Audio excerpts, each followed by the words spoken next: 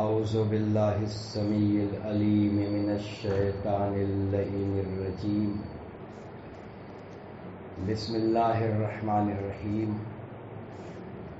الحمد للہ رب العالمین بارئ الخلائق اجمعین موجد الاولین والآخرین والحمد للہ الذی جعلنا من الباقین علی مصاب سید الشہداء والصدیقین والصلاة والسلام علی سید الانبیاء والمرسلین شفیع المذنبین رحمت للعالمین محبوب رب المشرقین و رب المغربین جد الحسن والحسین مولانا و مولا الثقلین ابی القاسم محمد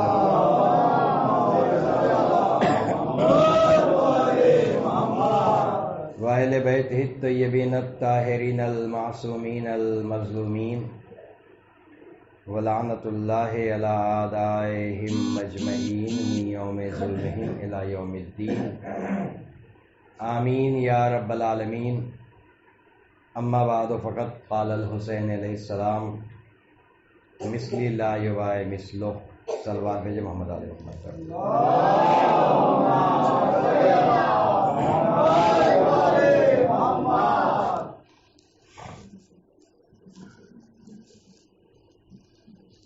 سرکار سید الشہداء علیہ السلام کا ارشاد کہ میرے ایسے یزید ایسوں کی بیعت نہیں کرتے.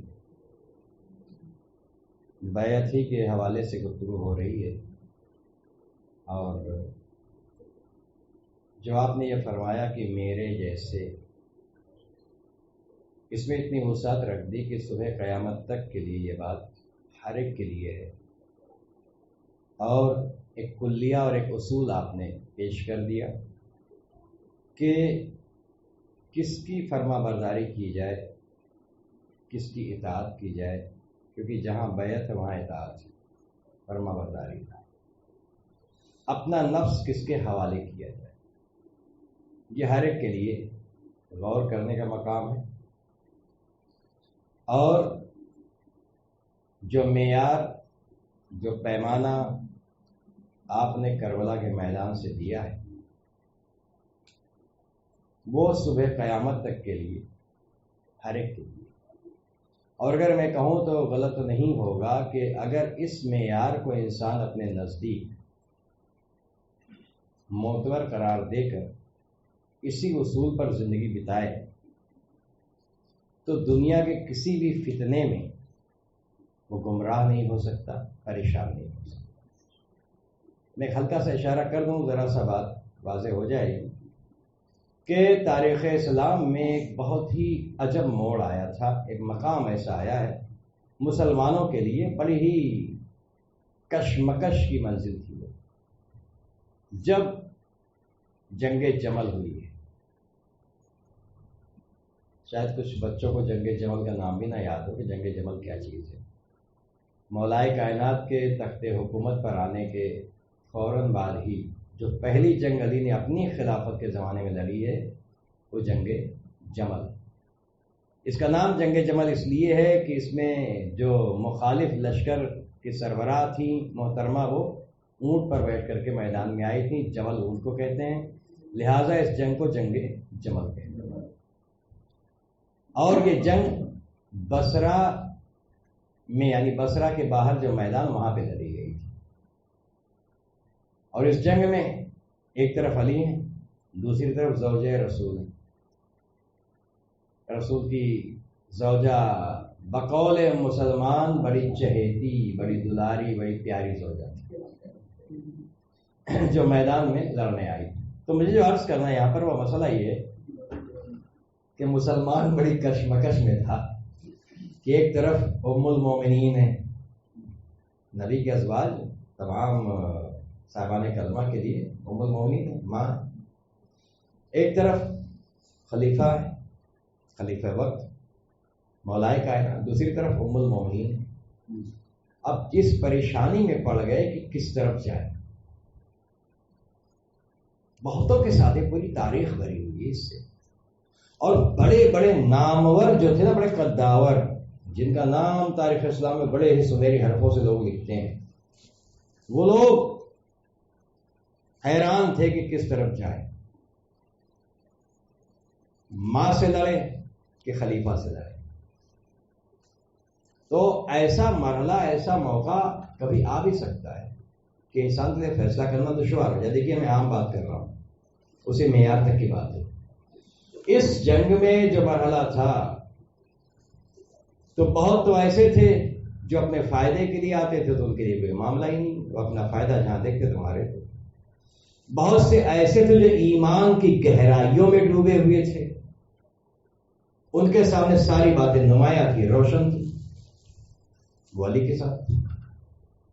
لیکن بہت سے ایسے تھے جنہیں یہ سمجھ میں نہیں آ رہا تھا کہ علی کے ساتھ جائیں یا ام المومنین کے ساتھ جائیں. اور اسی میں ایک بات یہ بھی ہے کہ جب یہ جنگ ختم ہو گئی تو مولائے کائنات شہر بصرہ میں داخل ہوئے. یہ چند گھنٹوں کی جنگ تھی، مطلب ایک دن کی جنگ ہے، اور علی نے جنگ جیت لی. جب داخل ہوئے شہر بصرہ میں تو دیکھا کہ بصرہ کا مانا ہوا ایک شخص جس کا تاریخ بڑا احترام کرتی، بڑے احترام سے نام دیتی، حسن بصری، بیٹھا ہوا وضو کر رہا تھا. مولائے کائنات نے دیکھا، کہا تو جنگ کے میدان میں کیوں نہیں آیا، شریک جنگ کیوں نہیں ہوا؟ تو اس نے کہا کہ میں نے ارادہ کیا کہ میں میدان میں نکلوں. ایک آواز آئی کہ اس وقت میدان میں جانا درست نہیں ہے، کیونکہ یہ سمجھ میں نہیں آ رہا، پتہ نہیں حق کس طرف ہے. کہ اس آواز کے آنے پر میں خاموش ہو کر کے بیٹھ گیا. مولائے کائنات نے برجستہ فرمایا، یہ آواز دینے والا تیرا بھائی شیطان تھا، جس کی آواز پہ تو بیٹھا ہے. وہ مومن ہی کیا جو حق نہ پہچان سکے کہ حق کس طرف ہے، وہ مومن کیا جو حق نہ پہچان سکے. اور سیدھی سی بات، واضح سی بات ہے کہ اگر اس ذریعے سے، اس سلسلے سے علی کی خلافت نہ مانو اپنی جگہ جو مولائے کائنات کے لیے پیغمبر اسلام نے مہیا کیا تھا غدیر کے میدان سے، تو کم از کم یہ تو ماننا پڑے گا جس مرحلے پر 3 خلیفہ مان چکے ہو کہ سو لوگوں کی بیعت. اور یہ بھی تاریخ کا ایک اہم موڑ ہے کہ پہلے، دوسرے، تیسرے، تینوں کو ملا کر دیکھ لو، کسی کی بیعت اتنے لوگوں نے نہیں کی جتنی کی علی کی ہے. کچھ ایسے ہیں جنہوں نے ان تینوں میں سے کسی کی بیعت نہیں کی، مگر انہوں نے بھی علی کی بیعت کی ہے. علی سے زیادہ کسی کی بیعت نہیں ہوئی. جب یہ خلیفہ مقرر ہو گئے مسلمانوں کے، تب کلیہ ہو گیا کہ خلیفہ کے مقابلے پر جو بھی آئے گا وہ باغی ہوگا. تب تو حق نمایاں تھا کہ باغیوں کے ساتھ جانے میں. لیکن یہ ہوتا ہے کہ بہت سارے اذہان ہوتے جو الجھ جاتے ہیں. میں نے اسی لیے عرض کیا کہ بہت سارے مواقع ہوتے جہاں یہ بات واضح نہیں ہوتی.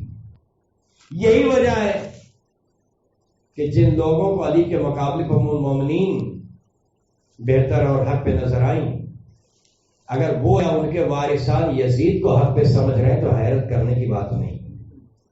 اس لیے کہ تھا ایسا زمانہ، لوگ یزید کو اپنا خلیفہ مانتے تھے اور بیعت کی تھی.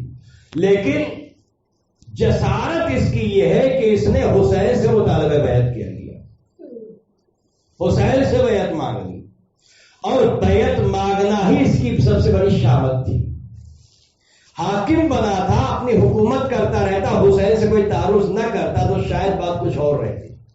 مگر جب مطالبہ بیعت حسین سے ہو گیا تو اس کے بعد ایک کام ہم نے دیکھا تاریخ میں جو ہماری نگاہوں میں آیا، وہ یہ کہ کربلا میں یزیدی لشکر نے اپنے لاشوں کو دفن تو کیا، حسین کے لاشے کو چھوڑا، مگر ساتھ ہی ایک اور لاشا تھا جو چھوڑ کے چلے گئے.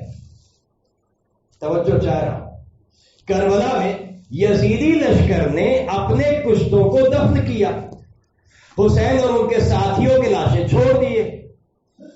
بنی اسد نے آ کر کے امام صلی اللہ علیہ وسلم کے ساتھ مل کر کے ان سارے لاشوں کو دفن کیا.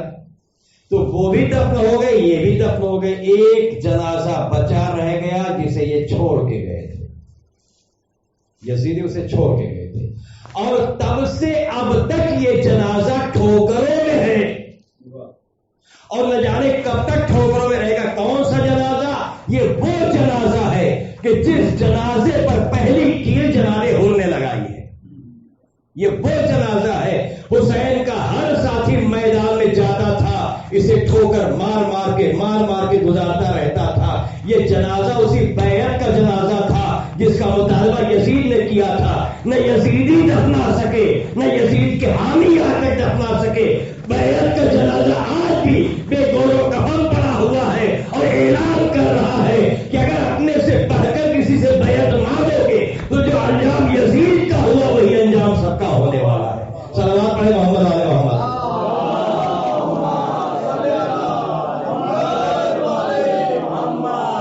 آج تک یہ بیعت حمایتیوں کے کاندھوں پر نظر آ رہی ہے، دفن نہیں کر پا۔ اچھا، دفن کرنے کا مطلب یہ بھی کہ آپ سمجھیں کہ بھائی جنازہ بیعت کا کون سا جنازہ ہوگا، اور ذرا سمجھا تو بات واضح ہو جائے۔ دیکھیے، جو حاکم ہوتا ہے نا، وہ اپنی کمیوں کو، اپنی غلطیوں کو چھپانے کی بڑی کوشش کرتا ہے، اور پورا میڈیا اس پہ جو اس کی طرف سے ہوتا ہے پورا زور لگاتا ہے اسے چھپا دے۔ بس یہی ہے۔ یزید نے جو غلطی کی، اس غلطی کو بنی امیہ مسلسل چھپاتے رہے، اور بنی امیہ کے بعد بنی عباس نے بھی اس پر کام کیا۔ آج تک لوگ کام کرتے چلے آئے، کسی طرح سے تاریخ کے اوراق میں کہیں دفن کر دیا جائے کہ ذکر ہی بیعت کا نہ ہونے پائے۔ مگر اس کے لیے کیا کریں؟ انکار حسین نے کیا تھا تو زینب و سید سجاد نے اس انکار کو اتنا عام کر دیا کہ اب تاریخ سے چھپا نہیں پا رہی ہے، ہمیشہ نمایاں رہتا ہے۔ یہ زینب و سید سجاد کا کارنامہ ہے کہ یزید کے دربار تک جا کر کے ہمیشہ کے لیے اسے نمایاں کر دیا۔ کوئی میڈیا کتنا ہی طاقتور کیوں نہ ہو جائے، اس جنازے کو چھپا نہیں سکتی۔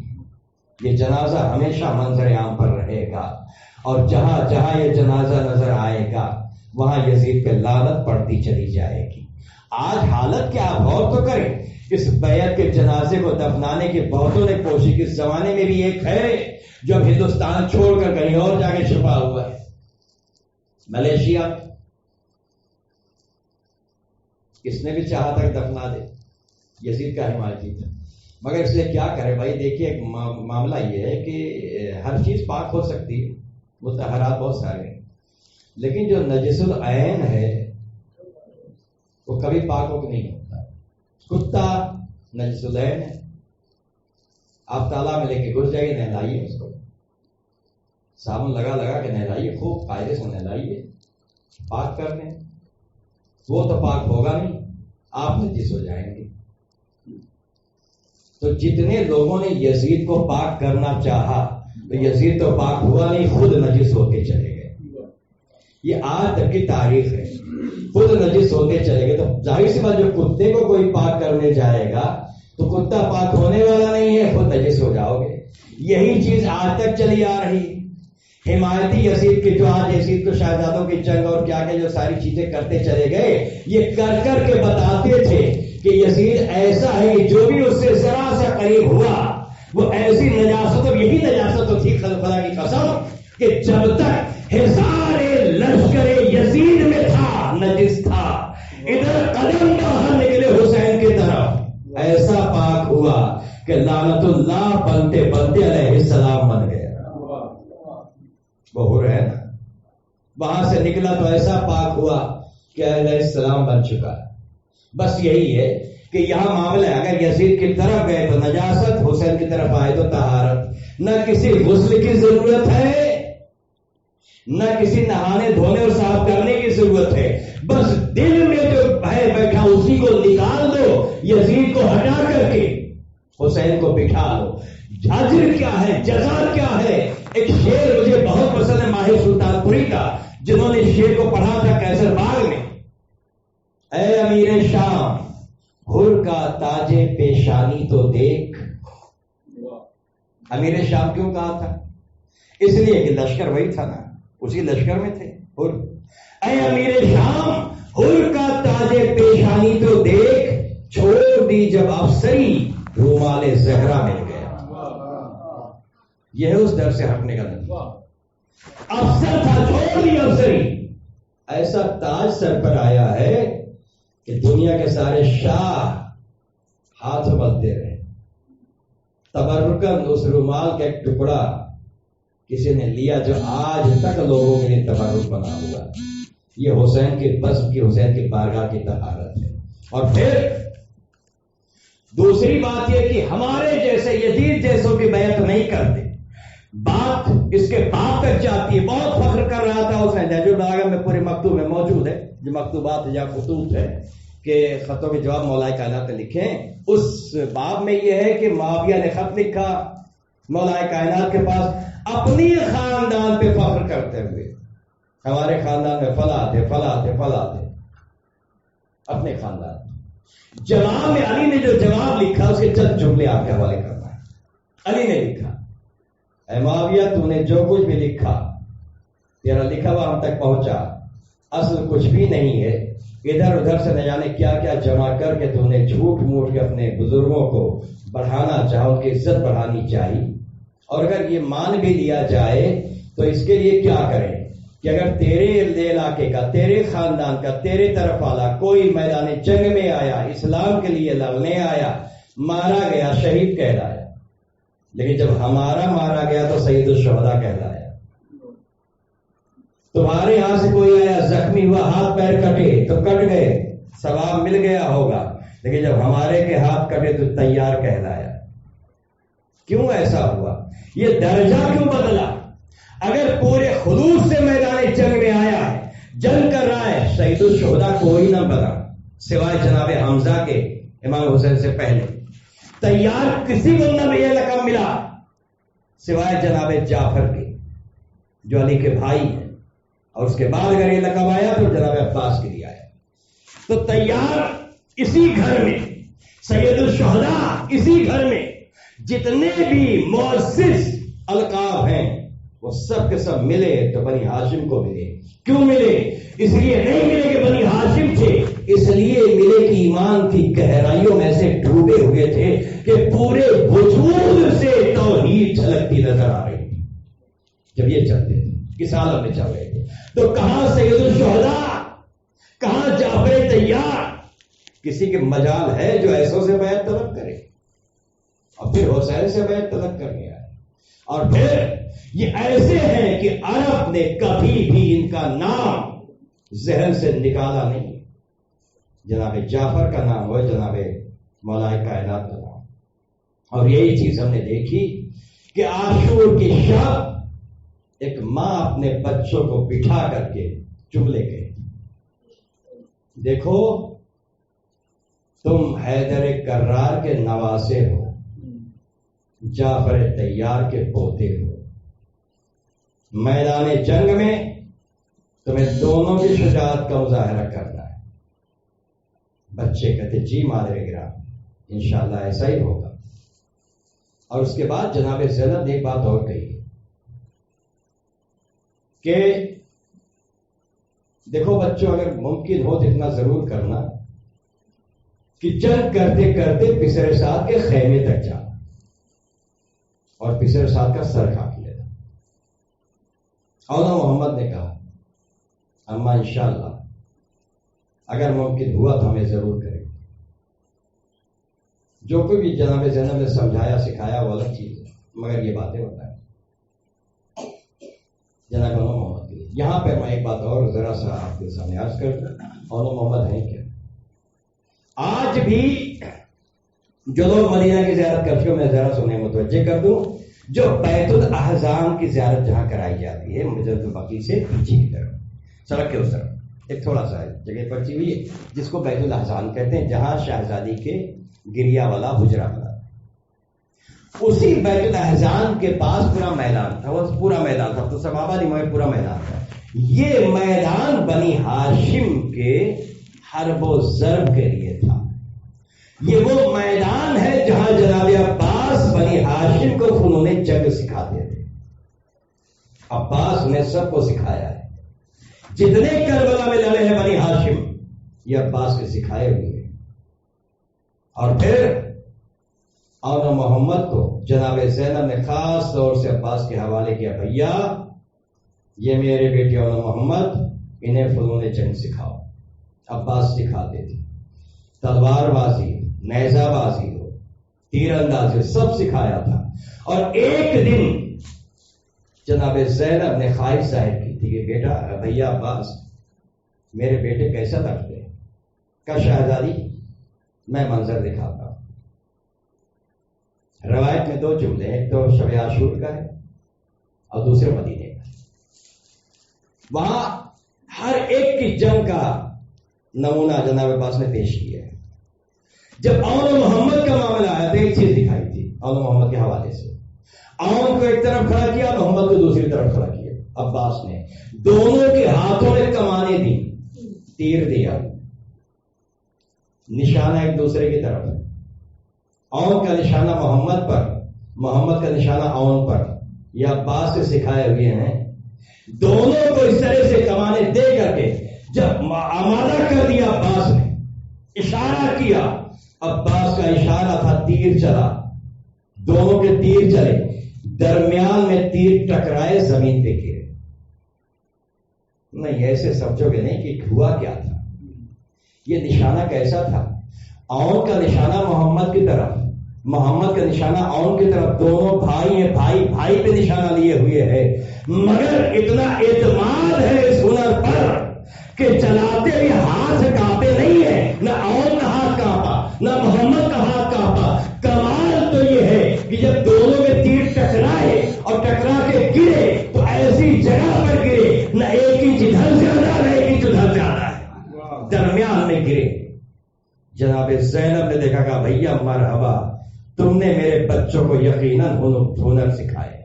یہ اون محمد ہے. ان کی تلواریں، دونوں بھائی کی تلوار چلتی، لوگ حیرت سے دیکھتے، اتنی رفتار میں تلوار چلا کرتی تھی کہ لوگ چمک تو دیکھتے تھے مگر تلوار کا وار نظر نہیں آتا تھا. اس رفتار میں تلوار چلاتی تھی. اور جب عاشور کے دن اون محمد کو اجازت ملی، بڑی مشکل سے اجازت ملی، اس اجازت میں خصوصی طور پر جناب عباس کے کلیجے چھلنے ہو گئے. اون محمد کی اجازت. وجہ کیا تھی؟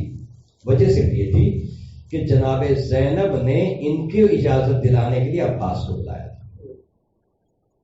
اور جیسی عباس خیمے میں آئے، شہزادی نے دونوں کے ہاتھ عباس کے ہاتھ میں کہ بھیا انہیں لے جاؤ، میرے بھائی سے انہیں اجازت میدان کی دلوا دو.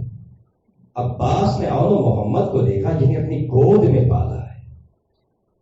شہزادی یہ کیسے ہو سکتا ہے؟ جنہیں میں نے اپنی گود میں پالا انہیں میدان میں جانے کی اجازت دلاؤں، مرنے کی اجازت دلاؤں؟ کہ بھیا عباس میرا ایک کام تمہیں کرنا ہو. دونوں کو انگلی پکڑے ہوئے عباس آئے. حسین نے کہا بھیا عباس تم سفارش لے کے آ گئے؟ کہا کہ آیا نہیں، بھیجا گیا. حسین نے اون محمد کو اجازت دی، گھوڑے پہ سوار ہوئے. اور جب چلے ہیں اون محمد، کچھ دور تک عباس ان دونوں کے ساتھ ساتھ چلے. مکتب کی طرف جب اون محمد چلے، کچھ دور تک عباس ان دونوں کے ساتھ ساتھ چلے. اور اس کے بعد وہاں سے رک سکتے. عباس پلٹ کر ایک جگہ پہ آ کے کھڑے. حسین ہیں، قاسم ہیں، بنی ہاشم کے دیگر افراد اون محمد کی جنگ دیکھ رہے. اون محمد میدان میں آئے. مجھے ذرا سا جنگ پڑھنی، اس کے بعد مسائل کی منزل پہ آ جاؤں گا. اون محمد میدان میں آئے، سامنے لشکر موجود ہے، حیرت سے دیکھ رہا ہے. 2 نونہال میدان میں آئے.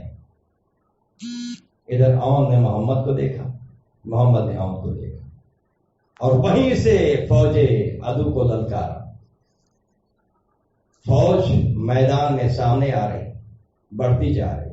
جب فوج بڑھ کر کے سامنے آئی، اون نے محمد سے کہا بھیا ہم حیدر کرار کے نواسے ہیں، جعفر طیار کے پوتے ہیں. تو محمد نے کہا بھیا تم نانا کی شجاعت دکھاؤ، میں دادا کی شجاعت دکھاؤں گا. اور اس کے بعد جب چلنے لگے، جدا ہونے لگے، الگ بڑھنے لگے، تو اتنا کہا بھائی میدان جنگ میں اتنا خیال رہے اگر ہم بچھڑ جائیں اور موقع ملے تو گھوڑے پہ بلند ہو کر کے بھائی کی خیریت لے لینا کہ بھائی گھوڑے پہ ہے کہ نہیں۔ کربلا کی تاریخ کا یہ وہ مرحلہ ہے جب دو شیر ایک ساتھ حملہ ور ہوئے۔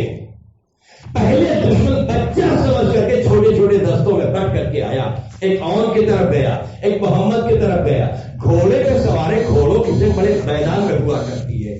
جو دستہ اون کی طرف گیا تھا، چشمے سدن میں وہ قہر ٹوٹا اس پر کہ بھاگ کر کے محمد کی طرف آیا۔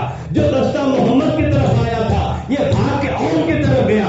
ادھر سے محمد نے للکارا، ادھر سے اون نے للکارا۔ جب دونوں کی تلواریں چلی، درمیان میں دستہ قتل ہوتا رہا۔ ادھر سے شبر نے دیکھا دستے پہ دستہ بھیجتا جا رہا ہے۔ دونوں شہزادے گھوڑا اس طرح سے دوڑا رہے ہیں کہ دستہ باہر نہیں جا پاتا ہے، بلکہ دونوں کے حصار میں ہے۔ ایک طرف سے اون مار رہے ہیں، دوسری طرف سے محمد مار رہے ہیں، اور مارتے مارتے اتنا مارا کہ تاریخ کا وہ جملہ آپ کے سامنے پیش کر دو جس طرح سے مارا ہے کہ واقعی کربلا کے میدان میں لگ رہا تھا کہ جیسے علی کی تلوار چل رہی ہو، جعفر طیار کی تلوار چل رہی ہو۔ مارتے مارتے یہ پہنچے پسرے سعد کے خیمے تک آئے۔ پسرے سعد نے جب ان دو کو آتے ہوئے دیکھا تو پشت خیمہ سے نکل کر کے بھاگا، ایک بلندی پہ گیا، وہاں سے جا کے اپنی فوج کو آواز دیتا ہے، غیرت دلاتا ہے، فوج سمٹ کر کے آتی ہے۔ یہاں رک کے ایک بات کہنا چاہتا ہوں، میں نے پڑھ دیا، آپ نے سن لیا، مگر ہوا کیسے؟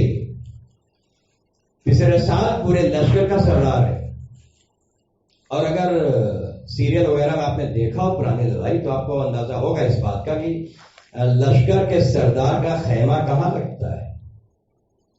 تو ذہن میں چاروں طرف سے فوج کے خیمے ہوتے ہیں، بیچ میں لشکر کے سردار کا خیمہ ہوتا ہے۔ اور محمد کی جنگ یہ ہے کہ میدان میں جو جنگ ہو رہی تھی، میدان کی جنگ کو خیموں تک لائے، دشمن کو اس طرح سے مار کے بھگایا ہے کہ مار مار کے خیموں تک لائے۔ جتنے سپاہی خیمے میں تھے یہ سب نکلتے ہیں، جو مقابلے پہ آتا مارا جاتا ورنہ بھاگ رہے ہیں۔ پسرے سعد کے خیمے تک درمیان میں جتنے خیمے تھے سارے خیموں کو تہوبالا کرتے ہوئے یہ دو شہزادے پسرے سعد کے خیمے تک آئے ہیں۔ اور کربلا کی تاریخ میں بھی یا حسین کی جنگ ہے یا پھر محمد کی جنگ ہے جنہوں نے خیموں سے نکالا۔ یہ جنگ ہے محمد جس طرح سے لڑے ہیں تو شاہزادے۔ اور جب پسرے سعد نے غیرت دلائی تو ساری فوج ایک بیٹھ چکی، خیمے تو تہوبالا ہو چکے تھے، غصہ اس بات پہ تھا ہمارے خیمے اجڑ گئے۔ ساری فوج سمٹ کے میدان میں آئی، اور اب جو ہوا ادھر شہزادوں پر کیا گزری، جب سب کو بھگا دیا، پسرے سعد دور چلا گیا، دس سے دور ہو گیا، تو بھائی نے بھائی کو دیکھا کہ بھیا کاش عزت پہ آ جاتا، اماں کی آرزو پوری کر دیتے، اس ظالم کا سر کاٹ کے لے جاتے۔ اس کے بعد دونوں شہزادے پلٹے۔ شدت کی گرمی ہے، اور گرمی میں تپتی ہوئی ریت، جھلسا دینے والی ہوا، پیاس 3 دنوں کی ہے۔ ایسے میں اتنی جنگ کرنے کے بعد دونوں اس وقت جہاں بلب ہے پیاس سے، مگر جو پلٹے بے خیالی میں گھوڑے دریا کے کنارے آ گئے۔ دریا کی ٹھنڈی ہوا چہرے سے جیسے ٹکرائی، چونک کر کے سامنے بہتا ہوا دریا انہوں محمد نے دیکھا، اور جیسے ہی دیکھا بھائی نے بھائی سے کہا بھیا کاش ہم سکینہ کی مشق لائے ہوتے، بہن کی پیاس بجھا دیتے، بچوں کی پیاس بجھ جاتی۔ دوسرے بھائی کا بھیا جلدی پلٹو، اماں نے دریا پہ آنے کے لیے منع کیا تھا۔ دونوں شہزادے پلٹ جاتے، پیاسے پلٹتے ہیں۔ اتنا موقع تھا کہ فوج سمٹ کے میدان میں آ گئی۔ اب جو جنگ شروع ہوئی تو فوج نے دونوں کو الگ الگ کر دیا، ایک طرف اون لڑ رہے ہیں، دوسری طرف محمد لڑ رہے ہیں، دونوں لڑتے جا رہے ہیں۔ ان دونوں کے لیے جب دیکھا کہ تلواروں سے مقابلہ نہیں ہوگا تو دور دور سے تیر برسائے جا رہے ہیں، اور بھی تیروں سے چھلنی ہوئے، محمد بھی تیروں سے چھلنی ہوئے، اور جب گھوڑے سے گرنا ہوا تو گھوڑے سے گرتے ہوئے اپنے ماموں کو سلام کرتے ہوئے آواز دی۔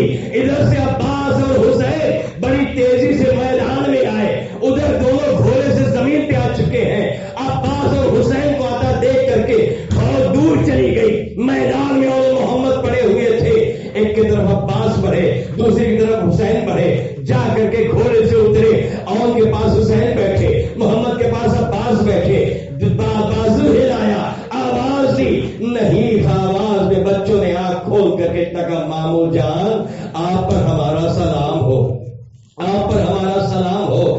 دونوں نے بھانجوں کو سینے سے لگایا، دونوں نے کہا مامو جان ہمیں یقین ہے کہ ہم زندہ خیمے تک نہیں پہنچیں گے، لہذا ہم آپ سے کچھ کہنا چاہتے ہیں، ذرا ہماری طرف جھک جائیے۔ حسین بھی جھکے، عباس بھی جھکے، دونوں شہزادوں نے اپنے تھراتے ہوئے ہاتھ، خون میں ڈوبے ہوئے ہاتھ ماموں کے سروں پہ رکھے اور سر پہ ہاتھ رکھ کے آواز دی کہ مامو جان آپ کے سر کی قسم کھا کر ہم کہتے ہیں، اماں سے کہہ لیجئے گا ہم دریا کے کنارے آئے ضرور تھے مگر ہم نے پانی نہیں پیا، ہم دنیا سے پیاسے جا رہے ہیں۔ حسین طرف گئے، عباس طرف گئے، گود میں شہزادوں نے دم توڑ دیا، ایک کو حسین نے اٹھایا، دوسرے کو عباس نے اٹھایا، لے کے لاشوں کو آئے، لا کر کے خیمے میں رکھا، فضا دوڑی، ایک شہزادی اور محمد کے لاشیں آ گئے۔ زینب نے سنا، شکر کے سجدے میں گئی، پروردگارا تیرا شکر ہے، اے میرے معبود میری قربانی کو قبول کر لے۔ جناب زینب، ساری بیویاں جمع ہیں اور محمد کے پاس، زینب کو لایا گیا، حسین وہیں موجود تھے، حسین وہیں پر کھڑے ہوئے تھے۔ جناب زینب آئی، بھائی سے قریب ہوئی، حسین نے آواز دی بہن اپنے بچوں کا پرسہ لے لو، تو جناب زینب نے کہا بھیا جن بچوں کو میں نے علی اکبر کو صدقہ کر دیا ہے مجھے ان کا پرسہ نہیں چاہیے، ہاں جب پرسے کی باری آئے گی مجھے علی اکبر کا پرسہ دے دیجیے گا۔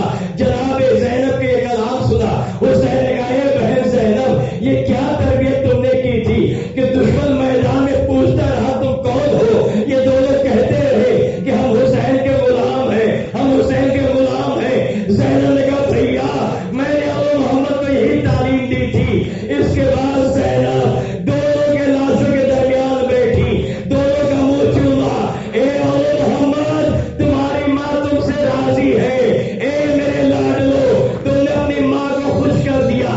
بس دو جملے سنو ازادارو، میں نے مجلس تمام کر دی اس لیے کہ وہ بیوی ہے اور محمد کی ماں، ہر ماں کربلا میں روئی ہے اپنے لال کے لاشے پر، مگر محمد کے لاشے پر زینب نہ کربلا میں روئی نہ اس کے بعد شام میں روئی، کسی مرحلے پہ نہیں روئی، جب رہائی ملی اور کٹے ہوئے سر ملے تب بھی نہ روئی۔ مدینہ آ گئی، نانا کی قبر پہ گئی، سب کی باتیں کی مگر محمد کا تذکرہ نہیں تھا۔ ہاں جب ماں کی قبر پہ گئی تو وہاں ضرور کہا تھا ماں میرے محمد بھی نہیں آئے، اے اللہ میرے محمد بھی وہی رہ گئے۔ اس کے بعد آ گئی جب جناب عبداللہ کے اسرار پر جناب زینب اپنے گھر میں آئی، آ کر کے اس وقت جب کہ عبداللہ باہر تھے زینب حجرے میں تھی، اس وقت وہ حجرہ نظر آیا جس پہ محمد آرام کیا کرتے تھے، آگے بڑھ کے گئی، ننھے ننھے بستر نظر آئے، شہزادی نے دیکھا وہی بیٹھ گئی، میرے